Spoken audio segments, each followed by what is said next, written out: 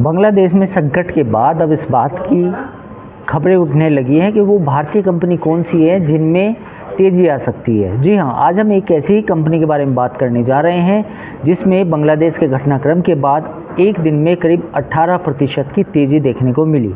जी हाँ, इस कंपनी का नाम है गोकुलदास एक्सपोर्ट्स।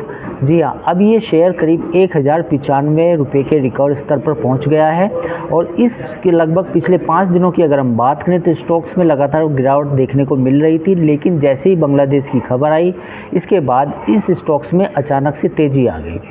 तो दरअसल ये माना जा रहा है कि जो बांग्लादेश का घटनाक्रम हुआ है उसके बाद गोकुलदास एक्सपोर्ट्स में नई संभावना तलाशी जा रही है, यानी कि जो इन्वेस्टर हैं या जो ट्रेडर हैं उनको लगता है कि इस शेयर को सबसे ज़्यादा फ़ायदा हो सकता है। जैसा कि आपको मालूम होगा कि बांग्लादेश की प्रधानमंत्री शेख हसीना ने इस्तीफ़ा दे दिया और वो देश छोड़ कर चली गई। इसके बाद ही बांग्लादेश में जो वहाँ की आर्मी चीफ़ हैं वो एक अंतरिम सरकार का गठन करेंगे और हो सकता है कि आने वाले 1 या 1.5 साल पूरे बांग्लादेश में अस्थिरता का माहौल रहे।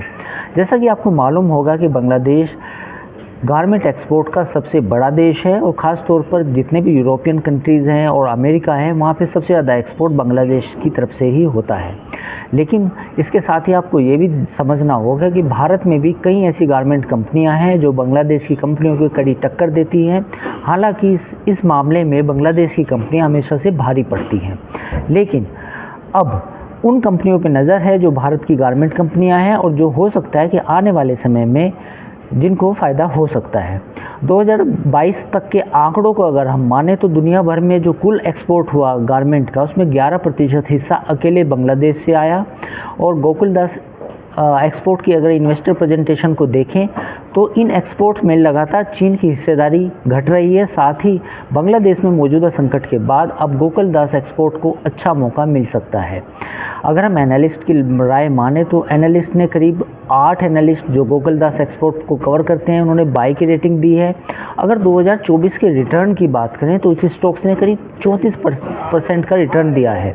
2020 के बाद लगातार 5वें साल अगर हम माने तो इस स्टॉक्स में हमें तेज़ी देखने को मिली है। तो कुल मिला के जैसे ही बांग्लादेश की खबर आई उस खबर के बाद इस स्टॉक्स में करीब 18% से ज़्यादा की तेज़ी देखने को मिली।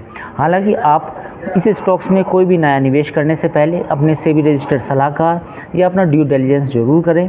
हमने केवल आपको ये बताया कि बांग्लादेश के संकट का सबसे ज़्यादा फ़ायदा इस स्टॉक्स को मिला है। अगर आपको ये वीडियो पसंद आया हो तो आप हमारे चैनल को लाइक, शेयर और सब्सक्राइब कर सकते हैं।